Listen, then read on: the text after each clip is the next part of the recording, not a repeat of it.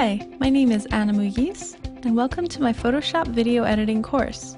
I'm a director, educator, and freelance animator, and I'm excited to share with you all the video editing features Photoshop has to offer. Photoshop is known as a powerful tool for editing images, and I'm going to show you how to use these same tools to edit video, composite, and add basic motion graphics to any video project. First, we'll go over the basics. Working with the timeline, setting up your document, and importing videos. Looking ahead, we'll take a closer look at the video timeline and learn how to edit, including adding transitions and effects. We'll cover compositing and some basic motion graphics, and take a look at animation options with masks and text layers, so you can get the most out of all the Photoshop features. To conclude the course, we'll take a look at audio options, color correcting, and how to export your completed video.